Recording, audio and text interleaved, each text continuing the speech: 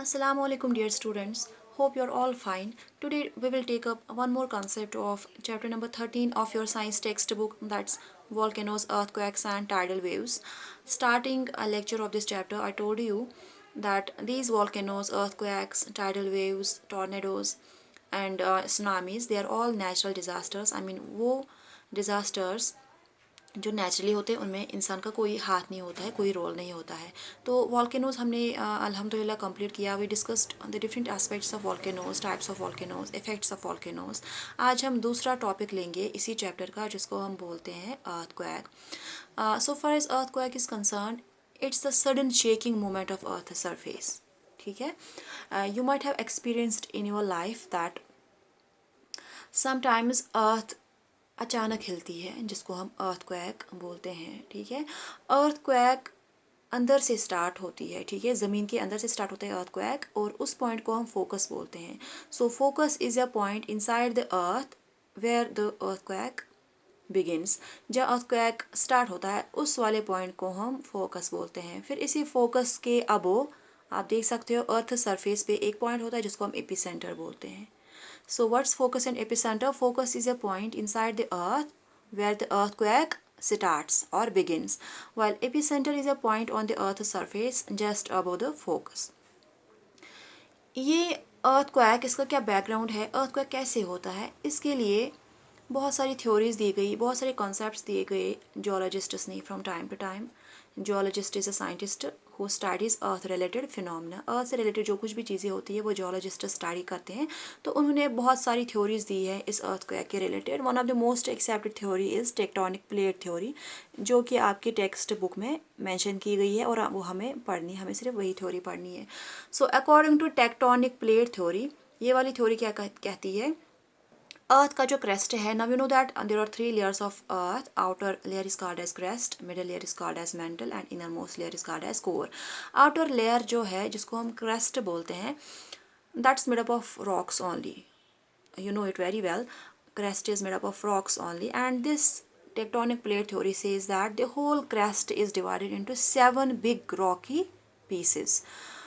पूरा जो अर्थ's crust है, you can imagine the size of earth and then the size of these big rocky plates. ठीक है, पूरी अर्थ जो है, इसका जो crust है, that's divided into these plate like structure species of big rocks, जिनको हम टेक्टोनिक प्लेट्स बोलते हैं। यहाँ पे आप देख सकते हैं, this is earth, you can assume these structures are called as tectonic plates, and there are about 7 tectonic plates according to geologists.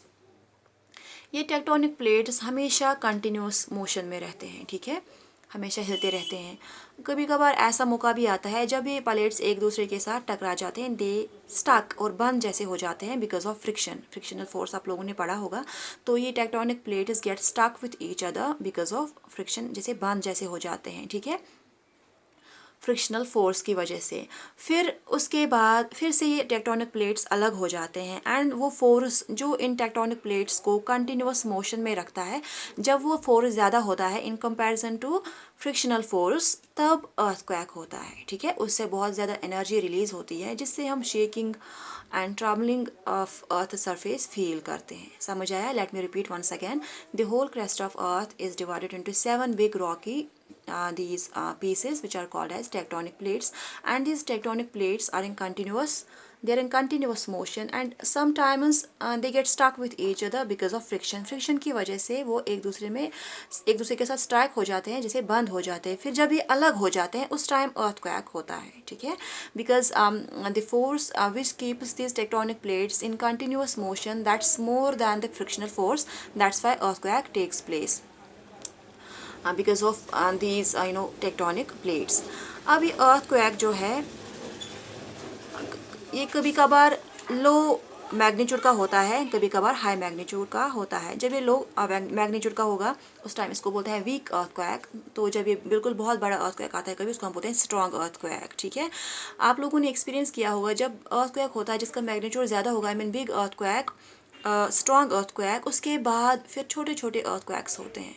पहले बड़ा अर्थक्वेक होता है जिससे बहुत सारी मूवमेंट होती है अर्थ की, बिल्डिंग्स की। उसके बाद फिर 1 or 2 मिनट्स और सेकेंड्स के बाद ही फिर छोटे छोटे ट्रिमर्स हम फील करते हैं, जिनको हम बोलते हैं आफ्टर शॉक्स। उन ट्रिमर्स को हम जो हम फील करते हैं आफ्टर अ स्ट्रॉन्ग अर्थक्वेक, उनको हम बोलते हैं आफ्टर शॉक्स। ठीक है, तो देयर इज़ एन इंस्ट्रूमेंट जिससे हमें अर्थक्वेक मेजर करते हैं, उसको हम बोलते हैं seismograph. So seismograph is an instrument which is used by geologists for measuring these earthquakes.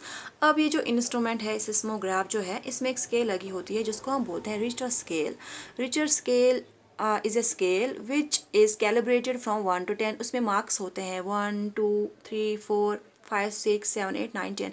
जैसे एक स्केल होती है जिसे हम अपना बॉडी टेम्परेचर मेजर करते हैं, जिसको हम बोलते हैं थर्मोमीटर, वैसे ही एक स्केल होती है इस इंस्ट्रूमेंट में लगी होती है, जिसमें 1 to 10 कैलिब्रेशन होती है, जिससे हम देख सकते हैं, जियोलॉजिस्ट देख सकते हैं कि अर्थक्वेक का कितना मैग्नीट्यूड है। तो अगर 1 to 2 मैग्नीट्यूड होगा अर्थक्वेक का, वो हम फील नहीं करते हैं। फिर अगर 3 4 5 6 वो हम फील करते हैं, लेकिन वो ज़्यादा स्ट्रॉन्ग नहीं होता है, दैट्स वीक अर्थक्वेक। फिर अगर अर्थक्वेक 7 से ज़्यादा होगा, हायर देन अर्थ, उससे बहुत तबाही मचती है, because major damage and destruction on the surface of earth. So this is all about the concept of earthquake. फिर भी अगर आपको ये समझ नहीं आया, आप मेरे साथ कांटेक्ट कर सकते हो। Thank you.